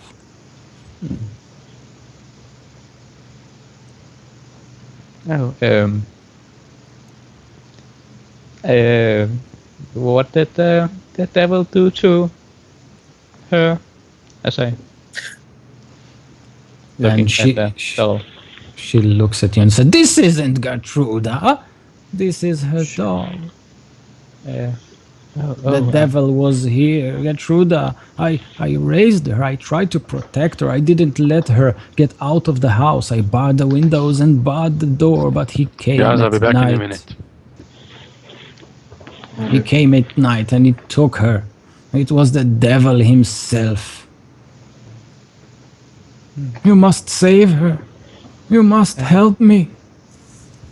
Of course, I'll do anything I can. She's so young and innocent. She never seen the world around us. She never left this house. She's just turned 16.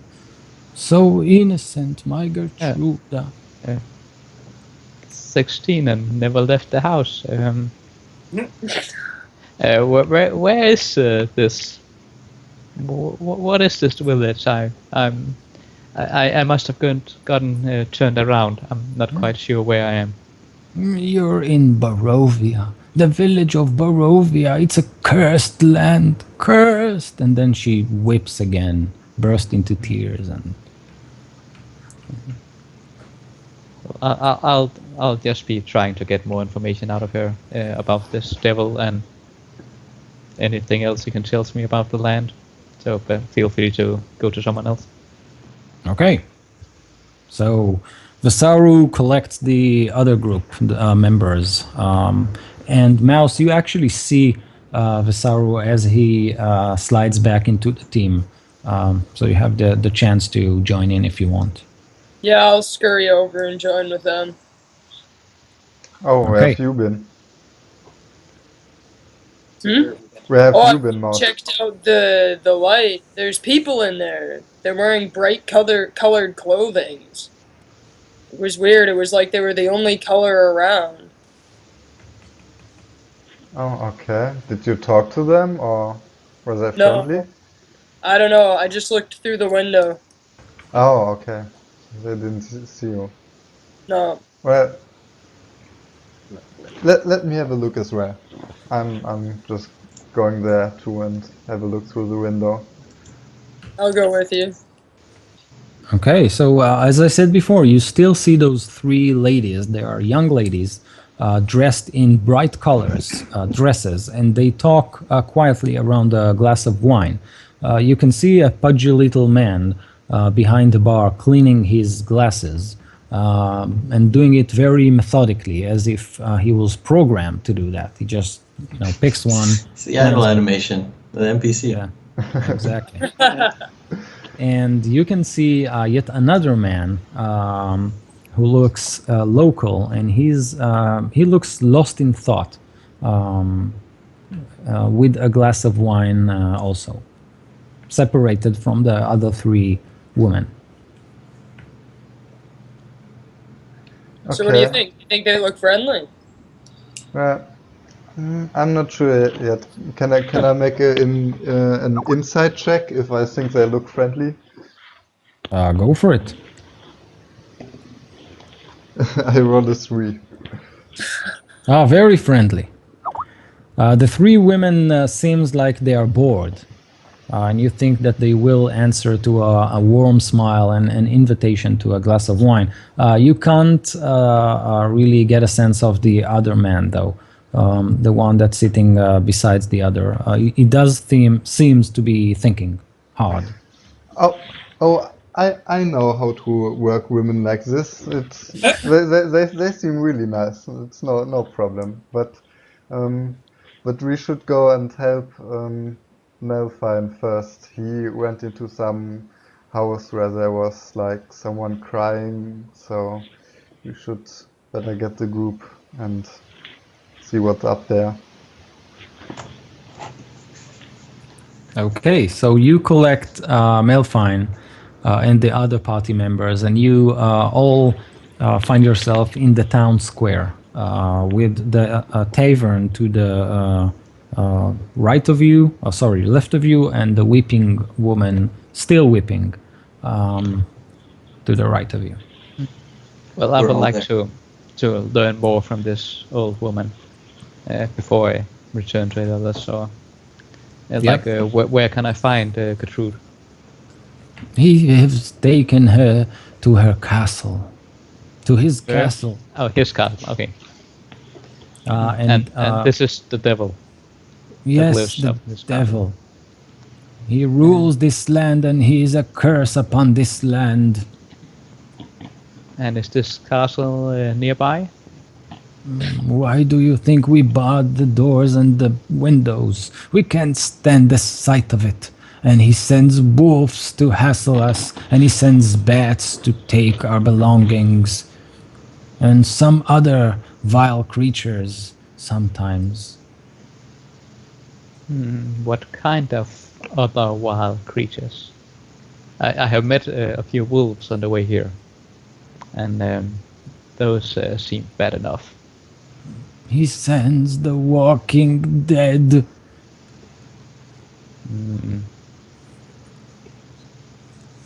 Let's get them. Yes. Would you have any idea, like, how many wolves he control? Or how many of the Walking Dead? Countless. So a handful for each of us. I think we can take that. Oh, please, please, you must help me. People like you, I've seen people like you come from faraway places. Sometimes they try to save us from the devil. They try, but now they're gone. Yes, this whole village seemed rather deserted. Are there no other people around? You can probably find Ismark, the burgomaster's son, at the tavern. And what happened to the other villages?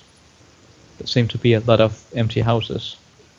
Most of us just try to survive until morning, huddled in our houses. And some houses haven't been opened in many years. But we still sometimes hear noises coming from them. While We he's dare doing not. that, Yep. while he's doing that, I'm just going to walk into the inn. Okay. I'll follow you in the end. I'm following him as well. Yes, I'm sticking by, looking around. There's and everything. just one more thing I would like to know before I return to Ilvus and go into the inn also. Just a description of Gertrude. So Oh, I know you who to can. look for. She has big blue eyes, set in a round face. She's beautiful as the night. She has brown hair and white skin. She's the most beautiful thing you've ever seen. She's so innocent. What have he done to you, Gertruda? What is your name? My I name did- is Mary. Oh, don't worry, Mary. I'm Nelfane. I'll do my very best to get your Gertrude back. And with that, the sobbing ends. She looks hopeful as you leave.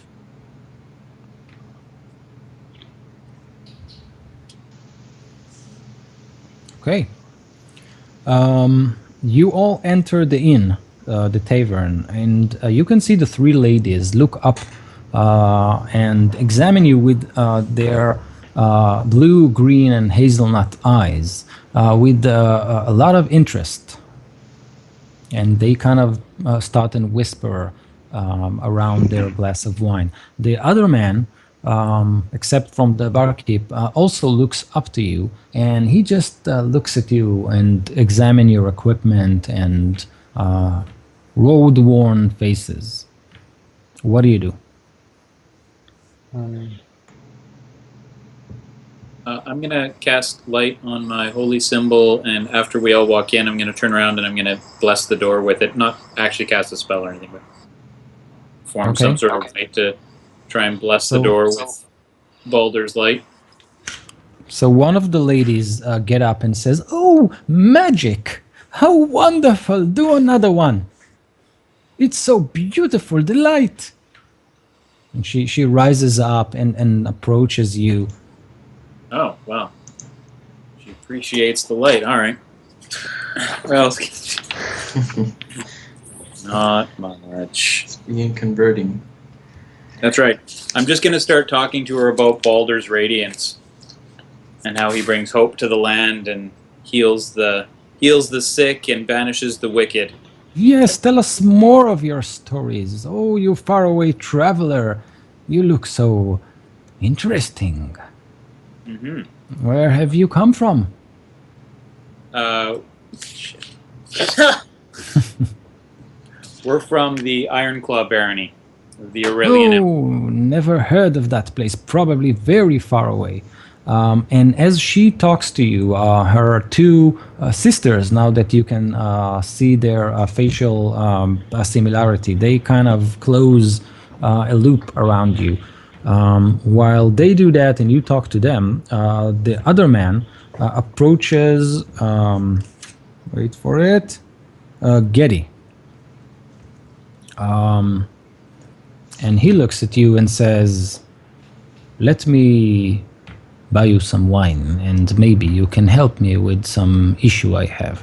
You and your friends look trustworthy." Yes, maybe you can help me as well. And he So we takes also you to look the pretty side good. and invites the other group members. Whoops. What the hell? Oh, no, just the video. All right. So he invites you to a glass of wine.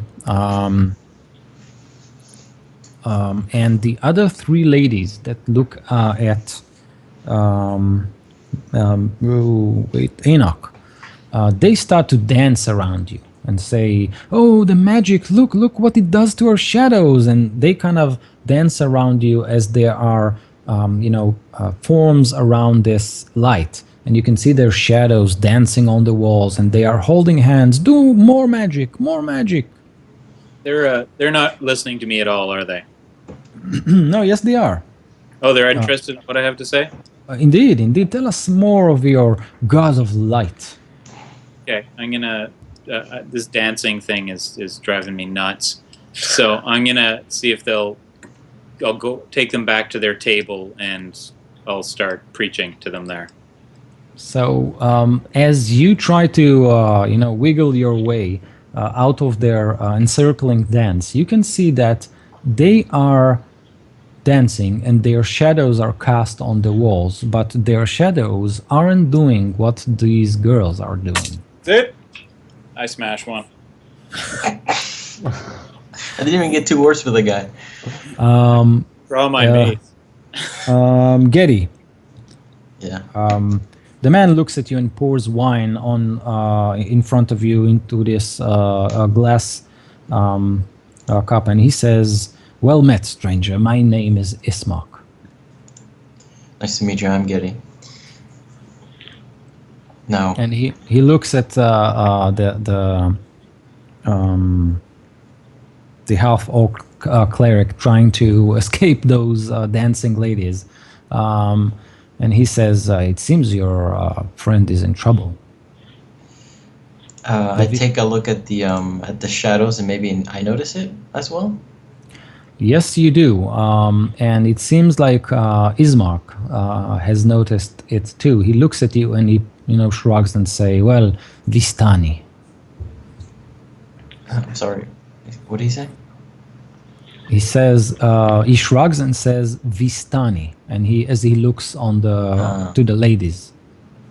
I'm just like, okay, and I look at them and so what is going on in this town, sir?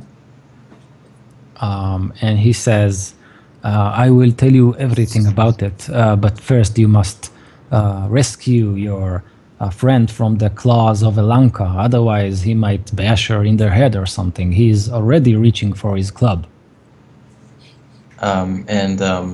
Do I know who he's speaking of? Who's this Valanka person looking around? He's speaking about Elanka, one of the girls that is dancing around your half orc cleric. Your edgy half orc cleric. Yeah. And the other three, my other 3 companions, are they drinking wine with us or? Yeah. He invited you on. Oh, all right. So yeah, I mean, I stand up and I look at the rest of you 3. Well, what are your names? Aramil,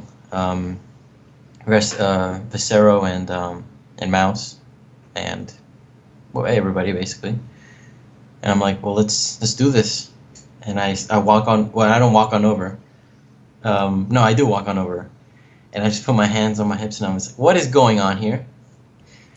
And with that, the 3 ladies break the circle and look very, very annoyed. "Oh, all the fun we had! We could dance all night with you all, strong men."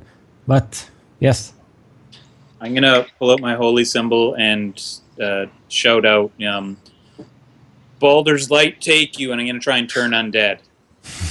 I don't know, but I'm trying it. Okay. Roll for it if you have to roll anything. Yep. Any undead has to make a saving throw, that's all. Each undead that you can see within 30 feet makes a wisdom save, DC 12. No problem. So they kind of, the air is gone from their sails and they sit down. The night started so good. And then they start to whisper among themselves again, with Ismark kind of hiding a smile, a very tight smile. But he then waves you and pours drinks. Enoch, what are you doing? Why are you hassling these poor ladies? Didn't you see their shadows? Shadows are what killed our family. What? Shadows? I didn't see any shadows. I'm gonna kind of These- look embarrassed, You seem like very nice girls. storm away, and go order a drink from the barkeep. But I'm not gonna What? take my eyes off those women. He looks at you, the barkeep, and says, "What you drink?" Ale. Here you go. And then he picks up another glass and Cleans it. it's sparkling clean, so he lays it down, he looks at you, and then he lifts it again and starts cleaning it again. Weird. All right, I'm gonna put my back to a wall so I can watch everything. I'm not gonna sit at the table with Ismark. Okay. Ismark look around and says, "I need help, and you seem to be men that are able to help me with this issue I have. Okay. Let's hear the You issue. see, my half-sister, Irina, is sick. I need to take her away to safety, far from this place, this cursed place." Well, that would be killing two birds because we're trying to get out of this cursed place. Do you know how we could possibly do that? We came from the road to the east. The Svalich Road, the old Svalich Road. Yes, through these woods, very dense woods. I don't have good news for you. I know that many people have come to this land from faraway places, wearing strange clothes and talk in strange accents, but all of them are gone. Gone where? They died. Has anybody ever gotten out of this place? And he says there were rumors of a wizard coming to this place not a long while ago, a powerful wizard. He challenged, and he looks around and says, he challenged the devil, but I didn't see him again.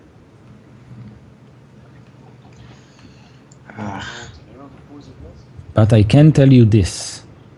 This town, Barovia, is just at the edge of the devil's sight. He lives in a castle not far away from here. I believe that if we go to another town, the town called Valaki, it's a good town with good people, far from Castle Ravenloft, where the devil lives. And there we can consult with the priest. He might be able to help us. This priest, does he know what information could he give us, or what kind of help could he give us exactly? All I know is that I need to keep my sister far away from this place. The devil have already been paying a visit to her house. That town is my only hope. And maybe we'll find some answers there, though I cannot guarantee that. How But far the- away is Valaki? It's something like 3 days on the road, but the roads are dangerous, so I don't dare to go there alone. And with my sister being sick, I need someone who will accompany us there. Strong people like you. Who had the letter? I have the letter. Miles, why don't you show him the letter? Yeah, I'll bring out the letter. Did you say? So Ismark looks at the letter and his shoulders slump and he says, where did you find this? In the Svalich woods, on a corpse that had been torn up by wolves. Then the devil got to him too. It was my father's last attempt to rid this place of any men who would try to approach it, but obviously he failed. Sorry to hear that. And Yes, I am too. am I here by now? Yes. Okay. You said your father wrote this letter. Yes, my father, the burgomaster of this town. So this daughter he's talking of, would that be Irina? Yes, but he had adopted her. She is not his true daughter, but he treated her as such, and therefore she is my half-sister, and I treat her as family. She is very important to me, you see. Yes, but the letter mentioned that she had been bitten. Yes, the devil have been preying on her twice, and I am trying to prevent the third time. Yes. Do you know And- the old woman Mary living nearby? Yes, we call her Mad Mary because she hasn't left her house in 16 years. We Okay. bring her food sometimes.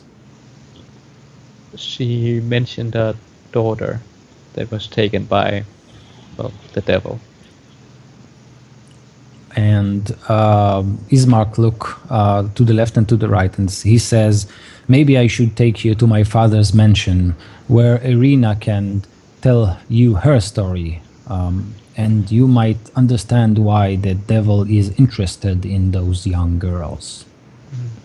Yes. And As as he says speaking- that, he looks at the three ladies as if he's worried that they'll hear something. Yeah, because as he's saying that, I look at them as well to see if they're doing anything strange again. Not strange. They look at you still and whisper. I would be very glad to get out of this place. Okay, he gets up and puts some money on the table and says, "Follow me. I'll take you to our mansion." Gladly. On the way to the mansion, I'd like to ask him if he can tell me the name of the wizard that challenged the devil. So he says, "I don't remember," and Okay. Away And from us. Ido break up again? yeah, I said that he doesn't remember, but he remembers the name sounded important. Ismark walks you through the town square and to a weary-looking mansion that squats behind a rusting iron fence. The iron gates are twisted and torn. The right gate lies cast aside, while the left swings lazily in the wind. The stuttering squeal and clang of the gate repeats with a mindless precision.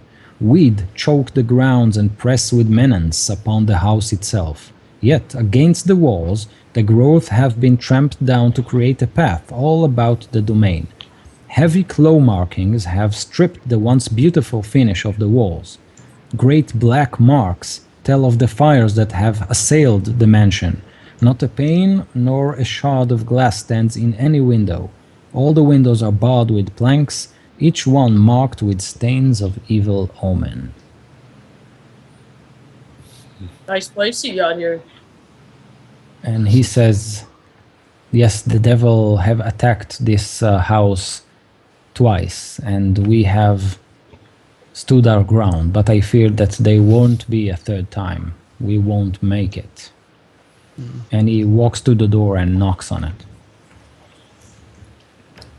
The door opens, and you see a striking young woman with a burned hair. And she looks at you, and she looks at Ismark. You can see that her face are very pale, and you can see 2 puncture marks on her throat. And Respectfully, whoa. with this, we'll finish our session. No. About to pull out my holy symbol again. Bash her in the head with it. Well, he did say that he wanted to stop the vampire from biting her a third time, so that's probably what would turn her. One way. Yeah. You can remove her neck. Oh yeah, we'll heal her. We'll just cut off the infected area. That's a good point. Cut out the infected area. Yeah, I'm sure that would go well. Yeah.